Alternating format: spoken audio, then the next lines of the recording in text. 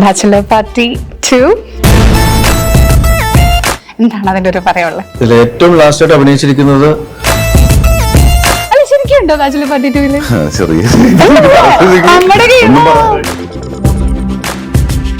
ഇത്രയും കൂട്ടത്തില് കളർഫുൾ ആയിട്ട് ഒരാൾ ഇരിക്കുന്നുണ്ട്. ഈ നമ്മള് കോഴീനൊക്കെ നമ്മൾ മറ്റേ കളർ ഇടത്തില്ലേ,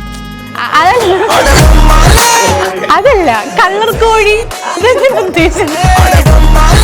ആരും എടുക്കാൻ തയ്യാറാവാത്ത റിസ്ക് ഈ പടത്തിലെ സജൻ ഗോപു എടുത്തു എന്ന് കേട്ടു. എല്ലാവരും തന്നെ ചോദിച്ചോണ്ടിരിക്കുന്നത് അല്ല, ഞാൻ വിചാരിച്ചു വേറെന്ത് റിസ്ക് ഈ പടത്തിൽ ഞാൻ എടുത്തേക്കുന്നത്. ചാക്കോച്ചന് ഡാൻസ് ശരിയാണ് ശരിയാണ്, അതായിരുന്നു ഏറ്റവും വലിയ റിസ്ക്.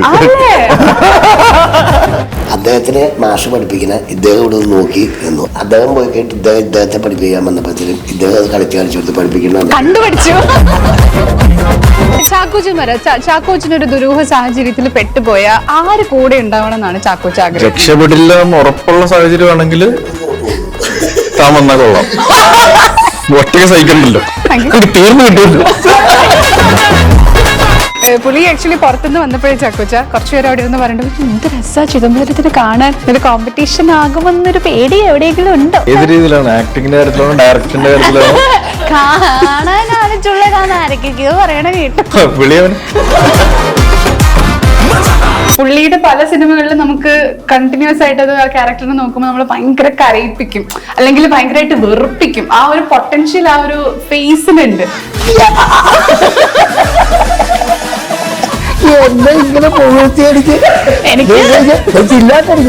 എന്താണോ കഥ? പ്രേമം, അടി, ആക്ഷൻ. ദുരൂഹ സാഹചര്യത്തിൽ ആരെ കണ്ടാലും അറിയിക്കണം. ഒരു ദുരൂഹ സാഹചര്യത്തിൽ പെട്ട ഒരു കുട്ടിയവസ്ഥ. ആ കുട്ടിയവസ്ഥ നമ്മുടെ തിയേറ്ററിൽ എത്താനായിട്ട് പോവാണ്. ഈ വിഷുവിന് 2026 വിഷുവിന് ഒരു കോമഡി ത്രില്ലർ മൂവിയുമായിട്ട് ഒരു ടീം നമ്മുടെ മുന്നിലെത്തിയിട്ടുണ്ട്. എല്ലാവർക്കും വെൽക്കം, മൂവി മാനിലേക്ക് സ്വാഗതം. ഇത്രയും കൂട്ടത്തില് കളർഫുൾ ആയിട്ട് ഒരാൾ ഇരിക്കുന്നുണ്ട്. ഈ നമ്മള് കോഴീനൊക്കെ നമ്മൾ ഒരു കളർ ഇടത്തില്ലേ, അതല്ല കളർ കോഴി.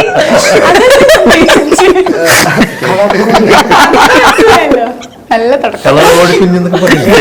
കോഴിക്കുഞ്ഞിനെ വെച്ച് കളറിൽ അങ്ങനെ കണ്ടിട്ടില്ല.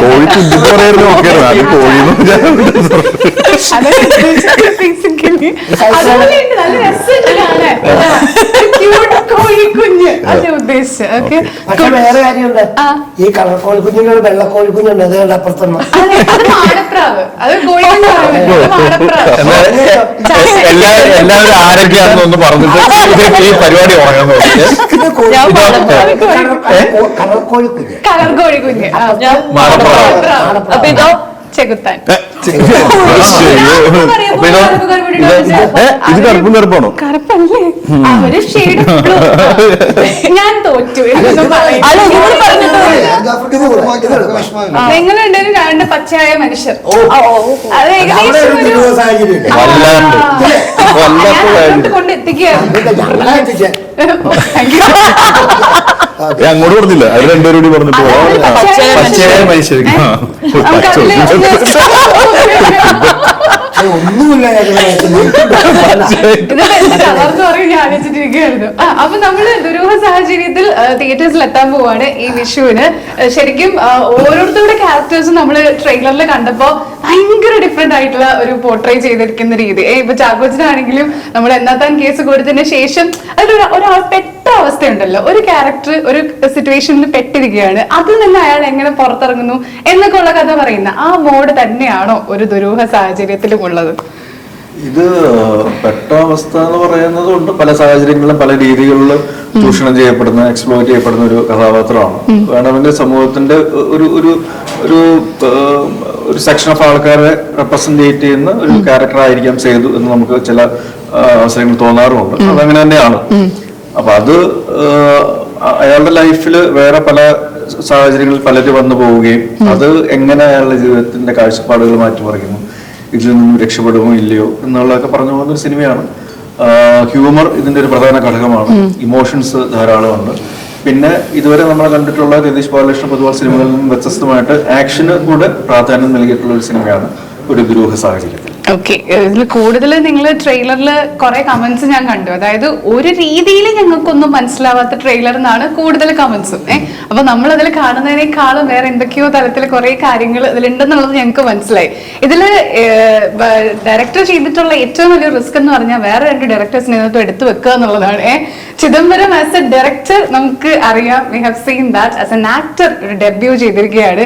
ആ ഒരു എക്സ്പീരിയൻസ് എങ്ങനെയുണ്ടായിരുന്നു ഇൻ ഫ്രണ്ട് ഓഫ് ക്യാമറ വന്നപ്പോ? ഇതിന്റെ ക്യാരക്ടർ എങ്ങനെയാണ് ഈ പടത്തില്? ക്യാരക്ടർ ഒട്ടും എളുപ്പമില്ലാത്തൊരു ക്യാരക്ടറാണ്, എന്തായാലും എനിക്ക് പറയാം. ഫസ്റ്റ് എന്റെ ക്യാരക്ടർ എത്രത്തോളം വലുതാണെന്നോ എത്രത്തോളം ടഫാണെന്നോ അറിയാതെയാണ് ഞാൻ ഇതിൽ ഫസ്റ്റ് ഡേ തന്നെ പോയി കയറി കൊടുക്കുന്നത്. പിന്നെ മനസ്സിലായി അത് എളുപ്പമല്ല, ഭയങ്കര ടഫായിരുന്നു ഫസ്റ്റ് കുറച്ച് ദിവസം. അപ്പോഴേക്കും എല്ലാവരുടെയും സഹായത്തോടെ ചെയ്തു എന്നാണ് എന്റെ വിശ്വാസം. അപ്പൊ പുറകെ നിൽക്കുന്ന പണിയല്ല, മുന്നിൽ നിൽക്കുന്ന പണിയാണ്. അതിന്റേതായ ഡിമാൻഡ്സ് ഉണ്ട്. ഇത് കുറച്ചും കൂടെ ഡിമാൻഡിങ് ആണെന്ന് എനിക്ക് തോന്നുന്നു. ഇത് പോലീസ് ക്യാരക്ടർ അല്ലേ? അതിനകത്തൊരു കോപ്പ് ആണ് പ്ലേ ചെയ്ത്. ഏതെങ്കിലും പോലീസ് റെഫറൻസ് അങ്ങനെ എന്തെങ്കിലും പറഞ്ഞു തന്നിട്ടുണ്ടായിരുന്നോ? നേരിട്ട് ജീവിതത്തിൽ കണ്ട കുറെ പോലീസ് അല്ല, അങ്ങനെ റെഫറൻസുകൾ അങ്ങനെ പ്രത്യേകിച്ചുള്ള തയ്യാറെടുപ്പുകളോ ഒന്നുമില്ല. ബിക്കോസ് ഐ ഡിഡ്ന്റ് നോ ഇത്രയും പ്രധാനപ്പെട്ട കഥയുടെ ഗതി തിരിച്ചുവിടുന്ന ഒരു കഥാപാത്രം, അത്രയും മോണിമെന്റലായ കഥാപാത്രം ആകുമ്പോൾ അത് ഞാൻ അത്രത്തോളം തയ്യാറെടുപ്പുകൾ ശരിക്കും അതിൽ ചെയ്തിട്ടില്ലായിരുന്നു. അപ്പൊ അതിൻ്റെതായ പ്രശ്നങ്ങൾ ഷൂട്ടിംഗ് പുള്ളി ആക്ച്വലി പുറത്തുനിന്ന് വന്നപ്പോഴേ ചക്കുച്ച കുറച്ചുപേരെ അവിടെ ഇരുന്ന് പറയുന്നത് എന്ത് രസാ ചിദംബരത്തിന് കാണാൻ, ഒരു കോമ്പറ്റീഷൻ ആകുമെന്നൊരു പേടി എവിടെയെങ്കിലും ഉണ്ടോ? ആള് ചുള്ളനാന്നൊക്കെ പറയുന്നത് ഏത് രീതിയിലാണ് ആക്ടിങ്ങിന്റെ അടുത്തോളം ഡയറക്ടറിന്റെ ചുള്ളനാന്ന് ആരൊക്കെയോ പറയണ കേട്ടു.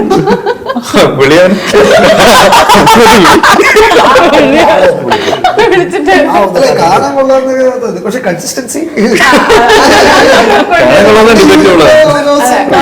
നമ്മള് ഇങ്ങനെ അതായത് ചാക്കോച്ചൻ പണ്ട് മറ്റേ ചോക്ലേറ്റ് ഹീറോ ആയിരുന്നു, ഇപ്പം ചാക്കോച്ചൻ ഡാർക്ക് ചോക്ലേറ്റ് ഹീറോ ആണ് നമ്മൾ പറയും. കാരണം കുറച്ചുകൂടി ഡാർക്ക് പടങ്ങളൊക്കെ ചെയ്യുന്ന നമുക്ക് ഡാർക്ക് ചോക്ലേറ്റ് ഇങ്ങനെ വേണമെങ്കിൽ കണക്ട് ചെയ്ത് പറയാം. പുള്ളിക്കാരി തന്നെ ഒരു പ്രാവശ്യം എന്നോട് പറഞ്ഞു റൊമാൻറ്റിക് ഹീറോ എന്ന് പറഞ്ഞിട്ട് ഒട്ടും റൊമാൻറ്റിക് അതല്ല, മറ്റേ ഷൂട്ടിന് ഫസ്റ്റ് ടൈം വരുമ്പോൾ ബോഗൻവില്ല റിലീസ് ആയി കഴിഞ്ഞിട്ട് അപ്പൊ ബോഗൻവില്ലിലെ ചാക്കോച്ചിന്റെ ലുക്ക് ഡിഫറെന്റ് ആണല്ലോ. അപ്പൊ ഞാൻ ഫസ്റ്റ് ഇവിടെ വെയിറ്റ് ചെയ്യാം ചാക്കോച്ചിനെ കാണാൻ വേണ്ടിട്ട്. മറ്റേ ഫസ്റ്റ് ഞാൻ വീട്ടിലേക്ക് കയറി വരുന്ന സീനാണല്ലോ. അപ്പൊ ഞാൻ പ്രിപ്പയർ ചാക്കോച്ചിനകത്ത് ഉണ്ടാവില്ലായിരിക്കും. സൈഡിൽ നിന്ന് ഒരാൾ വന്നിട്ട് ഹലോ ഡിഫറെന്റ് ആയിട്ടുള്ള ലുക്ക്, എന്റെ ഹീറോ ഞാൻ ഇങ്ങനെ ഇതൊരു ഒരു പണിയായി പോയി. ട്രെയിലറാണോ ആ പാട്ടിലാണെന്ന് പറഞ്ഞത് ഏതൊരു പെർട്ടിക്കുലർ സീനിൽ ഇപ്പൊ ബൈക്കിൽ ചാക്കോച്ചൻ കയറാൻ പോണു, പെട്ടെന്ന് ശരണ്യയുടെ കഥാപാത്രം വരുന്ന ഒരു ക്യാരക്ടറിൽ ഒരാൾ കമന്റ് ചെയ്തിട്ടുണ്ട് പണ്ടത്തെ അനിയത്തിപ്രാവിൽ അതേ നോട്ടമാണ് ഇപ്പോഴെന്നുള്ളത്. ചെറിയൊരു പരിഗണനും ആ റൊമാൻസ് മാത്രം ചെറിയൊരു രീതിയിൽ അതേ ഒരു കണ്ണിൽ ഞങ്ങൾ കണ്ടു. എവിടെയോ ഒരു അനിയത്തിപ്രാവിന്റെ ഒരു കമന്റ് ഞാൻ ഇങ്ങനെ കണ്ടിട്ടുണ്ട്. ഓക്കെ, അതെ ഞാനൊരു കാര്യം ചെയ്യട്ടെ, ആരും എടുക്കാൻ തയ്യാറാവാത്തൊരു റിസ്ക് ഈ പടത്തിലെ സജൻ ഗോപു എടുത്തു എന്ന് കേട്ടു. ഇതെല്ലാവരും തന്നെ ചോദിച്ചോണ്ടിരിക്കുന്നത് ലോഞ്ചിന് അങ്ങനെ പറഞ്ഞു. അതായത് റിയൽ ആയിട്ട് സംഭവിച്ചാണ് അത്. കാലോടിച്ച കേസല്ലേ ചോദിക്കുന്നത്? അല്ല,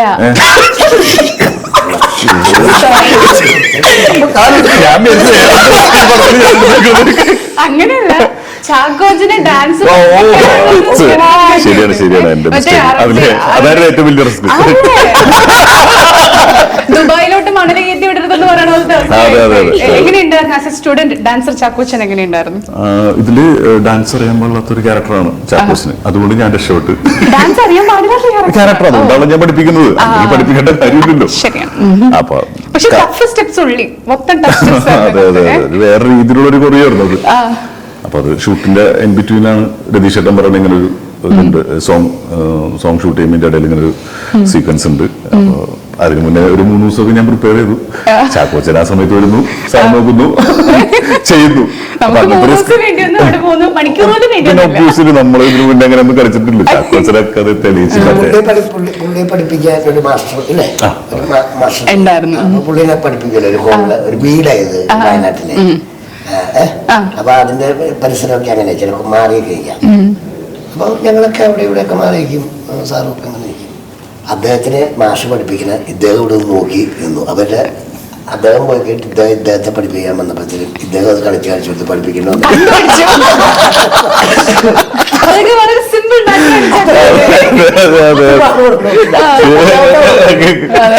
അതിനകത്ത് തിരുവനന്തപുരം അപ്പൊ അതായിരുന്നു റിസ്ക്. അതായിരുന്നു ഏറ്റവും ശരി വലിയ ശരി, risk. അതായത് മറ്റേത് വരുള്ളൂ. ഇത് ഷൂട്ട് ചെയ്ത് പറയുമ്പോ വയനാടാണ്, തിരുനെല്ലി അല്ലെ സ്ഥലത്തിന്റെ പേര്. ആ സ്ഥലം എനിക്ക് തോന്നുന്നു അധികം സിനിമകളിൽ കവർ ചെയ്തിട്ടില്ലെന്ന് തോന്നുന്നു, വയനാട്ടിലെ തിരുനെല്ലി. എങ്ങനെയായിരുന്നു സ്ഥലം ഷൂട്ട് ചെയ്യാനൊക്കെ ജാഫറേട്ടാ? അങ്ങനെ എങ്ങനെയുണ്ടായിരുന്നു ആ സ്ഥലം? നല്ല പാടമൊക്കെ ഫ്രണ്ടില്, ഈ വീടിന്റെ ഫ്രണ്ട് പാടം, പിന്നെ കുറച്ച് കാട് ഏരിയ, കടുവ, എല്ലാ സാധനങ്ങളും എല്ലാം ഉള്ള സ്ഥലത്ത് ഞങ്ങൾ ചെന്നിട്ട് ഭയങ്കര കിടല ലുക്കാണല്ലോ ആ പടത്തില്.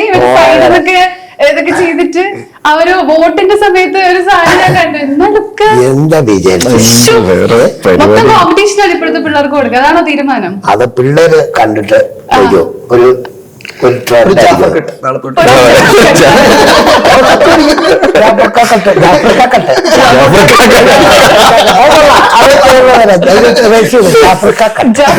നാളെ മുതൽ എല്ലാ ബാർബർ ഷോപ്പിന്റെ ഫ്രണ്ടിലും ജാഫർക്ക കെട്ട്. അതെ, ചെത്ത സ്റ്റൈലായിരുന്നു. എങ്ങനെയായിരുന്നു പടത്തിൽ? എന്റെ ക്യാരക്ടർ എന്താണ്? ജാഫർ അല്ല, ആ കഥാപാത്രം പൊളിറ്റീഷ്യൻ ആണെന്ന് മനസ്സിലായി. അതൊക്കെ പടം ഇറങ്ങൂല്ലോ. ഒന്നും പറയില്ല. ഒന്നും പറയാച്ചാ ഒരു ചെറിയൊരു രാഷ്ട്രീയമൊക്കെ കളിച്ച് ഒരാളാണ് ഇദ്ദേഹത്തിന്റെ കൂടെ എപ്പോഴും ഉള്ള ആളാണ്. അല്ല, ജാഫർ ചേട്ടന്റെ മുഖത്തിന്റെ ഒരു ചിലവരുടെ ഫേസിന് ചില എക്സ്പ്രഷൻസ് കുറച്ച് കൂടുതലാന്ന് നമുക്ക് പറയില്ലേ. പുള്ളിയുടെ പല സിനിമകളിലും നമുക്ക് കണ്ടിന്യൂസ് ആയിട്ട് അത് ആ ക്യാരക്ടറിനെ നോക്കുമ്പോൾ നമ്മൾ ഭയങ്കര കരയിപ്പിക്കും, അല്ലെങ്കിൽ ഭയങ്കരമായിട്ട് വെറുപ്പിക്കും. ആ ഒരു പൊട്ടൻഷ്യൽ ആ ഒരു ഫേസിനുണ്ട്. ഇതിലപ്പോ എങ്ങനത്തെ ഒരു ഇമോഷനാണ് ഞങ്ങളിലേക്ക് കൊണ്ടുവരുന്നത് ആ ക്യാരക്ടർ? ഇങ്ങനെ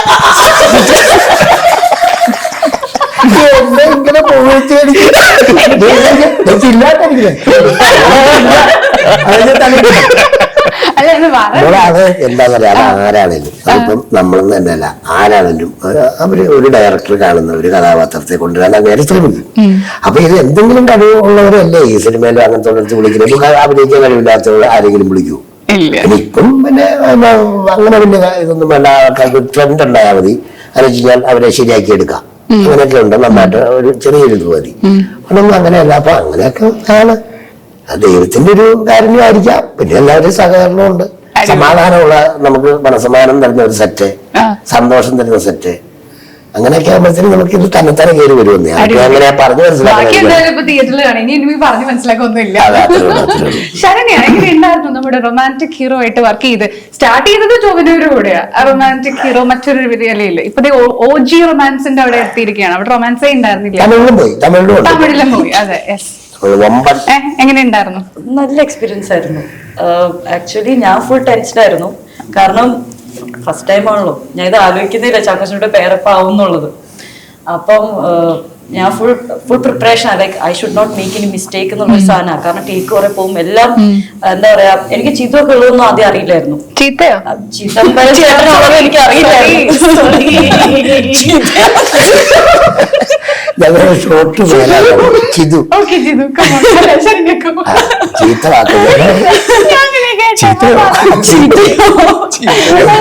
സോറി, മൈ മിസ്റ്റേക്ക്. ചേട്ടനുണ്ടെന്ന് എനിക്കറിയില്ലായിരുന്നു. ഏറ്റവും ഫണ്ണായിരുന്നു സെറ്റിൽ. എല്ലാവരുമായിട്ട് സീൻസ് ഉണ്ട് അതില്? എല്ലാവരുമായിട്ടും ഇല്ല, പക്ഷെ എല്ലാരും അത്യാവശ്യം നല്ല ഫണ്ണി ആയിരുന്നു. മൊത്തത്തില് ഈ പറഞ്ഞ പോലെ സീരിയസ് മോഡ് ആയിരുന്നു? അയ്യോ, ചാക്കോച്ച ഫുൾ കാം ആൻഡ് സിമ്പിൾ ആയിരുന്നു. ഞാൻ ഫുൾ ടെൻഷൻ ആയിരുന്നു. അപ്പം ആ ഒരു രീതിക്കാ പോയത്. അതുകൊണ്ട് റൊമാൻസിന് അത്ര നന്നായിട്ട് ആസ്വദിക്കാൻ പറ്റിയില്ല. എനിക്ക് തോന്നുന്നു നമ്മുടെ സജൻ കപൂറിന്റെ ഈ ക്യാരക്ടറില് എന്താ ഇതിന്റെ പേര്, ഒരു വലിയൊരു പേരാണല്ലോ, രാജേന്ദ്ര പ്രസാദ്, മഹത് വ്യക്തിയുടെ പേരുള്ള ഒരു ക്യാരക്ടർ. സിനിമയില് ഓടിക്കറി ആ വീടിനെ തുറച്ചിരിക്കാൻ വരുന്ന ഒരാളാണെന്നാണ് എനിക്ക് തോന്നുന്നത് ട്രെയിലർ കാണുമ്പോൾ. അറിയില്ല ആ ക്യാരക്ടർ എത്ര ഈസി ആയിരുന്നു മുന്നേ ഉള്ള സിനിമകളിൽ വെച്ച് നോക്കുമ്പോ. അത് പാടായിരുന്നു? അങ്ങനെ എല്ലാ ക്യാരക്ടേഴ്സും അങ്ങനെ ഈസി ഒന്നുമല്ല, അതിൻ്റെതായിട്ടുള്ള പാടുകളൊക്കെ ഉണ്ട്. അപ്പൊ രതീഷേട്ടൻ്റെ ഒപ്പം വർക്ക് ചെയ്യുമ്പോൾ ഈ പറഞ്ഞ പോലെ ചെയ്തവർക്കൊക്കെ എല്ലാവർക്കും അറിയാം, ഭയങ്കര ഡിഫറെന്റ് ആയിരിക്കും. രതീഷേട്ടൻ പറഞ്ഞ പോലെ കറക്റ്റ് ആയിട്ട് ചെയ്താൽ മതി. നമ്മൾ ചെയ്യാത്ത കാര്യങ്ങൾ ചെയ്യിപ്പിക്കുക, ലുക്ക്, അപ്പിയറൻസ്, ഗെറ്റപ്പ്, എല്ലാവരുടെയും. ഞങ്ങള് സെറ്റിലൊക്കെ വന്നിട്ട് ഈ പറഞ്ഞ പോലെ ചാക്കോച്ചനും ഞാനും ദിലീഷേട്ടനൊക്കെ എല്ലാവരും പല ഞാനൊരു പല ലുക്ക്, എനിക്കിവിടെ ഒരു മറുക്, ഇവിടെ മുടി, ഇവിടെ ഒരു പാച്ച്, ചാക്കോച്ചന് ഇവിടെ ഒരു എട്ട്, ഒരു പല്ല്. എനിക്കത് പിന്നെ ഡീസെന്റ് ആയിട്ട് ചിതുവിന്റെ ക്യാരക്ടർ ഒരു ചുള്ളനായത് ജാഫറേട്ടനാണ് കമ്പാരിറ്റീവ്. അല്ല ഞാൻ എല്ലാ ഇന്റർവ്യൂലും കാണണം. അതെ അതെ അതെ. അപ്പൊ അങ്ങനെ ഉള്ള ഒരു ഇതായിരുന്നു. അപ്പൊ ഡിഫിക്കൽട്ട് ഒക്കെ തന്നെയായിരുന്നു. ഇപ്പൊ നേരത്തെ പറഞ്ഞ പോലെ ഞാൻ പറഞ്ഞില്ലേ, ഈ ക്യാരക്ടറിന്റെ ഓൾറെഡി ഇവിടെ കൂടി പറഞ്ഞേക്കാം, നിങ്ങള് ഈ ക്യാരക്ടറിന്റെ ഒരു പോയിന്റിൽ കാലിങ്ങനെ ഇഞ്ചുറി ആയിട്ട്, പിന്നെ അതാണ് ത്രൂ ഔട്ട് ആ ക്യാരക്ടർ. അത് ശരിക്കും ഇഞ്ചുറി ആയിട്ട് അപ്പൊ അത് ആ ഷൂട്ട് ചെയ്യുന്നതിന് തൊട്ട് മുന്നേ ശരിക്കും ഇഞ്ചുറി ആയി, ഒരു ഹെയർലൈൻ ഫ്രാക്ചർ ഉണ്ടായിരുന്നു. അപ്പൊ അത് വെച്ചിട്ട് ബാക്കി ത്രൂ ഔട്ട് ഷൂട്ട് ചെയ്ത് ആർക്കും എന്നെ തോപ്പിക്കാൻ പറ്റില്ലെന്നൊക്കെ അത് വെച്ചിട്ട് ചെയ്തു. വലിയ പരിക്കളില്ലാത്ത കാരണം കൊണ്ട് അങ്ങനെ ചെയ്തു. വട്ടം കുടിഞ്ഞു പോയിരുന്നെങ്കിൽ ആ പടത്തിൽ തന്നെ ഒരു കാരണം ഫസ്റ്റ് ഡേ തന്നെയാണ് സംഭവിച്ചത്. സുഖമുള്ളൂ ബുദ്ധിമുട്ടി ചെയ്തൊരു സിനിമയാണ്. അപ്പൊ അങ്ങനെയൊക്കെയുള്ള ചെറിയ ചെറിയ ബുദ്ധിമുട്ടുകളും പിന്നെ അടിപൊളിയായിരുന്നു. തിരുനെല്ലി പോലെ ഇപ്പൊ പറഞ്ഞ പോലെ വയനാട് നല്ല തണുപ്പൊക്കെ ആയിരുന്നു, എല്ലാവരും ഉണ്ടായിരുന്നു.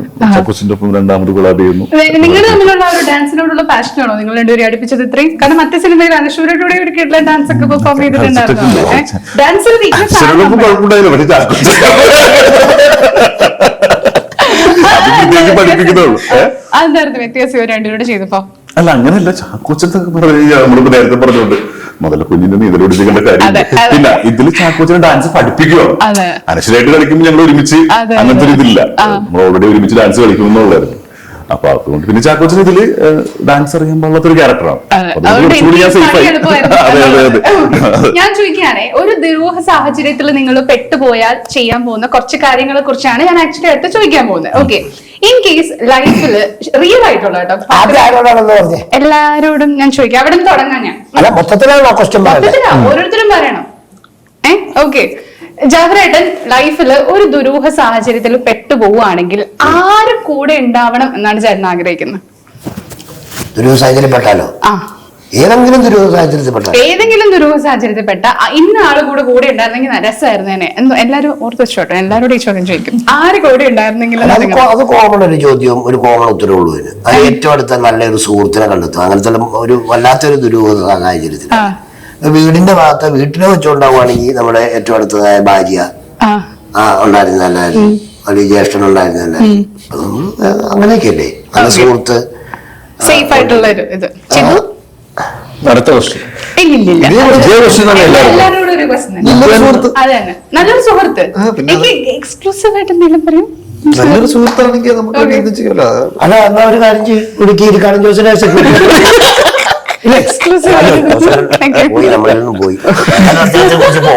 ചാക്കോച്ചിന് ഒരു ദുരൂഹ സാഹചര്യത്തിൽ പെട്ടുപോയ ആര് കൂടെ ഉണ്ടാവണം എന്നാണ് ചാക്കോച്ച് ആഗ്രഹം? രക്ഷപ്പെടില്ല എന്ന് ഉറപ്പുള്ള സാഹചര്യമാണെങ്കിൽ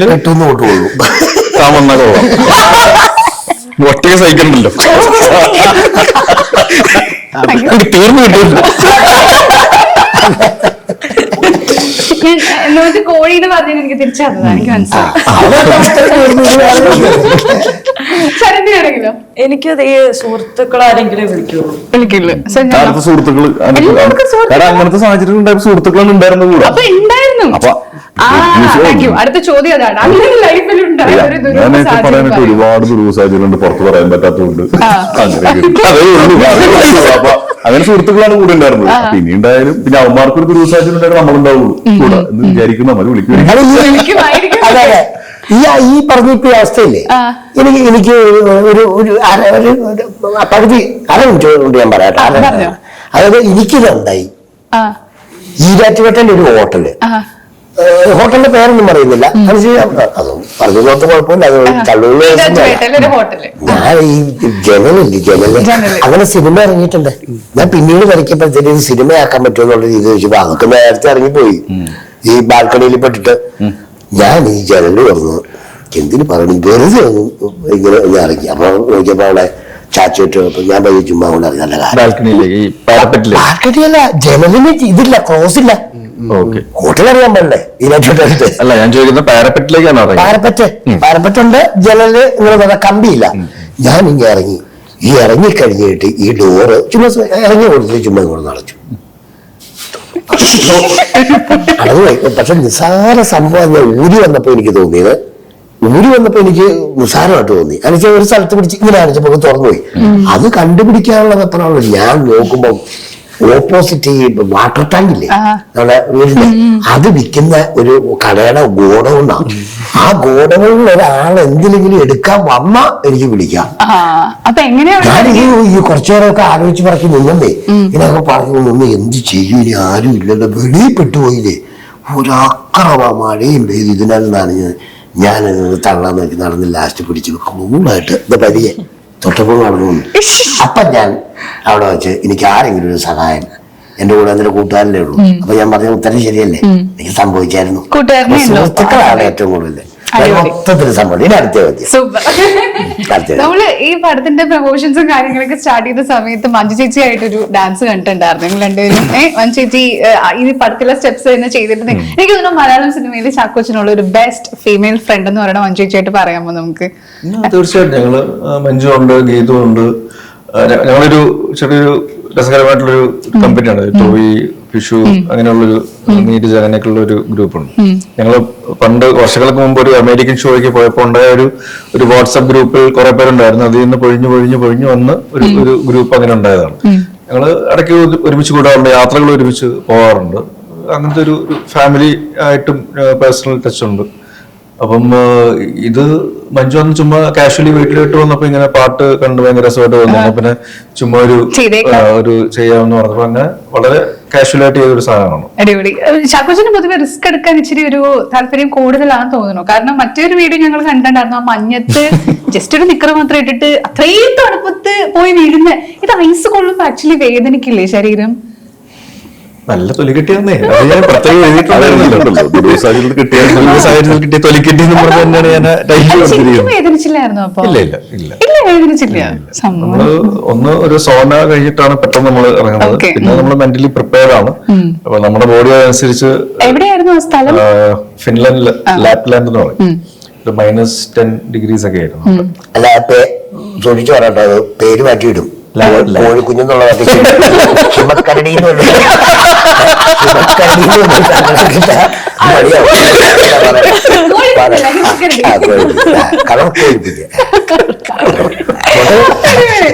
ഇത് അഭിനയിക്കാനാണോ ഇനി കണ്ടിന്യൂസ് ഉള്ള പ്ലാൻ, അതോ അടുത്തൊരു പടം നമുക്ക് പ്രതീക്ഷിക്കാം? ഞങ്ങൾ കേട്ടു ബോളിവുഡിലേക്കൊക്കെ പോകണമെന്നൊക്കെ പറഞ്ഞിട്ട് പിന്നെ അതിന്റെ അപ്ഡേറ്റ്സ് അങ്ങനെ കണ്ടില്ല. അല്ല, അതിന്റെ പേപ്പർ വർക്കും റൈറ്റിംഗ് ഡെവലപ്മെന്റ് സ്റ്റേജിലാണ്. പടം ഡയറക്ട് ചെയ്യാൻ തന്നെ ഉദ്ദേശം, അല്ലെങ്കിൽ കുറെ പ്രൊഡ്യൂസർമാരുണ്ട് വീട്ടിൽ അഭിനയിക്കാനൊക്കെ അതുകൊണ്ട് ഡയറക്ഷൻ തന്നെയാണ്. എന്നാലും ഈ പടത്തിലെ അതിഗംഭീര പെർഫോമൻസ് കണ്ടിട്ട് അടുത്തൊരാൾ അഭിനയിക്കാൻ വരണം നീ എന്ന് പറഞ്ഞാൽ ഏറ്റെടുത്ത സംവിധാനം ചെയ്യേണ്ട കമ്മിറ്റ്മെന്റ് കഴിഞ്ഞിട്ട് ഉണ്ടാവുള്ളൂ. കാരണം അതുണ്ട്, ഇനി 2-3 ഉണ്ട്. അത് ബോളിവുഡ് സിനിമ നമുക്ക് സൂൺ പ്രതീക്ഷിക്കാമോ? Next year hopefully. എനിക്ക് അതാണ് നെക്സ്റ്റ് ഇയർ നടക്കണം. അവിടെ നമ്മളെ പോലെയല്ല, പേപ്പർ വർക്കും ഡെവലപ്മെന്റിന്റെ ടൈം എല്ലാം കൂടുതലാണ്, പ്രോസസ് കൂടുതലാണ്. അടിപൊളി. നമ്മൾ ഈ ട്രെയിലറിന്റെയും ആ പാട്ട് ഇറങ്ങിയ പാട്ടിന്റെയും ചില കമന്റ്സ് എടുത്ത് നോക്കിയപ്പോ കണ്ട കുറച്ച് കമന്റ്സ് ഞാൻ വായിക്കാൻ പോവാണ് കേട്ടോ. എല്ലാരും ഒരുപോലെ കഷ്ടപ്പെട്ടതിന്റെ റിസൾട്ട് ഈ പാട്ടിലുണ്ട് എന്ന് പറഞ്ഞിട്ട് കമന്റ് ചെയ്തിട്ടുണ്ട്. മേ ബി അത്ര കാലൊക്കെ വയ്യാണ്ടായിട്ട് കളിച്ചതിന്റെ റിസൾട്ട് ഒക്കെ ആയിരിക്കും ഈ പറയണത്. പിന്നെ കുഞ്ചാക്കോ ബോബൻ രണ്ടും കൽപ്പിച്ചാണല്ലോ ഓരോ കഥാപാത്രത്തിനും ഓരോ മാനറസും ഒക്കെ പിടിക്കുന്നുണ്ടെന്ന്, അത് പക്കയായിട്ട് വരുന്നുണ്ടെന്ന് ഒരാള് കമന്റ് ചെയ്തിട്ടുണ്ട്. And I think this movie is going to be the silent hit of 2026. അതാണ് നമ്മുടെ പ്രതീക്ഷ, അല്ലേ? തീർച്ചയായിട്ടും. ഈ സിനിമ ഒരു വലിയ ഹിറ്റ് ആകും എന്നതിൽ സംശയമില്ല എന്ന് ആൾക്കാർ ഓൾറെഡി അത് പറഞ്ഞിട്ടുണ്ട്. ട്രെയിലർ ഇറങ്ങുമ്പോ ഇങ്ങനെ ഇറങ്ങണം, ഒരു എത്തും പിടിയും ആർക്കും തരാൻ പറ്റിയിട്ടില്ല. സോ 14-ാം തീയതി നമ്മള് ഭയങ്കര എക്സൈറ്റഡ് ആയിട്ട് വെയിറ്റ് ചെയ്യാണ് കാണാനായിട്ട്. അതെ, 15. ഈ കൊല്ലം 15 ആണല്ലോ വിഷു, കഴിഞ്ഞ കൊല്ലം 14. ലാസ്റ്റ് ഡയറക്ടറിനെ കുറിച്ച് കൂടി ഒന്ന് പറയാം. How easy was it to work with him? എനിക്ക് തോന്നുന്നു ആൻഡ്രോയിഡ് കുഞ്ഞപ്പൻ ആക്ച്വലി ചാക്കോച്ചനോട് പിച്ച് ചെയ്ത സ്റ്റോറി അല്ലേ പുള്ളി? അതിൽ നിന്ന് സെലക്ട് ചെയ്യാത്ത എനിക്ക് മനസ്സിലായില്ല എന്താണ് പുള്ളി പറയുന്നത്.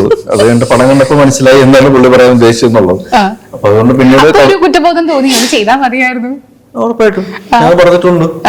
അതുകൊണ്ട് പിന്നെ ഇന്നത്തെ കേസുകൾ വരുമ്പോഴും അല്ലെങ്കിൽ ദുരൂഹ സാഹചര്യം വരുമ്പോഴും പറയുന്ന കഥയേക്കാൾ എത്രത്തോളം അത് നന്നാകുമെന്നുള്ളത് പുള്ളി പ്രൂവ് ചെയ്തിട്ടുള്ള ആളായതുകൊണ്ട് നമുക്ക് അതിലൊരു കോൺഫിഡൻസ് ഉണ്ട്, ഒരു വിശ്വാസമുണ്ട്. പിന്നെ ഇതുവരെ കാണാത്ത രീതിയിൽ തന്റെ ക്യാരക്ടേഴ്സിനെ അല്ലെങ്കിൽ അഭിനേതാക്കളെ കഥാപാത്രങ്ങളാക്കി മാറ്റാനുള്ള ഒരു കഴിവ് രതീഷിനുണ്ട്. ഒരു ഹ്യൂമറിന്റെ ഒരു വളരെ ക്വേക്കി ആയിട്ടുള്ള ഒരു പാറ്റേൺ അദ്ദേഹത്തിനുണ്ട്. അതോടൊപ്പം തന്നെ ഞാൻ നേരത്തെ സൂചിപ്പിച്ച പോലെ ഇതുവരെ കാണാത്ത കുറച്ചൊരു ആക്ഷൻ സീക്വൻസുകളും കൂടെ ഈ സിനിമയിൽ വരുമ്പോൾ രതീഷ് എന്ന സംവിധായകന്റെ ക്രാഫ്റ്റ് നമുക്ക് ഇതിൽ കാണാൻ സാധിക്കുന്നു ഞാൻ വിശ്വസിക്കുന്നു. അതുപോലെ തന്നെ ഇതില് ഗാനത്തിന്റെ വരികളും പുള്ളി എഴുതിയിട്ടുണ്ട്. ഞാൻ ആൽക്കിലിയുടെ വരികൾ രതീഷാണ് എഴുതിയിരിക്കുന്നത്. അത് ഭയങ്കര ഇൻട്രസ്റ്റിംഗ് ലിറിക്സ് കേൾക്കുമ്പോൾ നമുക്കത് മനസ്സിലാവും. തീർച്ചയായിട്ടും. അപ്പൊ അങ്ങനെ നമ്മള് ഒരു ഹ്യൂമറിലൂടെയും ഇമോഷനിലൂടെയും ഒരു ആക്ഷൻ സീക്വൻസുകളിലൂടെയും ഒക്കെ പറഞ്ഞു പോകുന്ന ഒരു സിനിമയാണ് ഒരു ദുരൂഹ സാഹചര്യത്തിൽ, with the stamp and seal and identity of Ratheesh Balakrishna Poduval. അടിപൊളി. Waiting to watch that on theatres. ഈ 15-ാം തീയതി. വൺ ലാസ്റ്റ് ക്വസ്റ്റ്യൻ കിട്ടുമ്പോഴേ ചോദിക്കാൻ പറ്റൂ.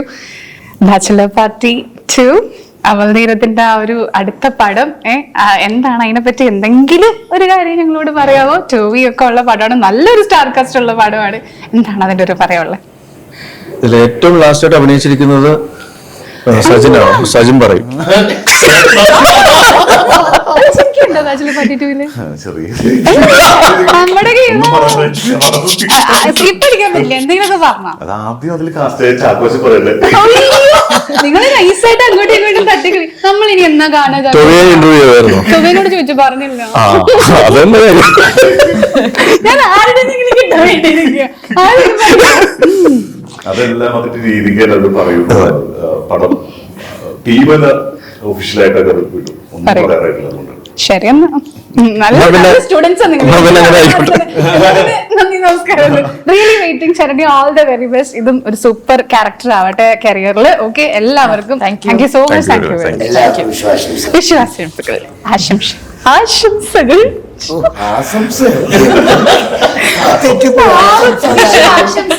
നാളെ തെറ്റിപ്പോയതോ?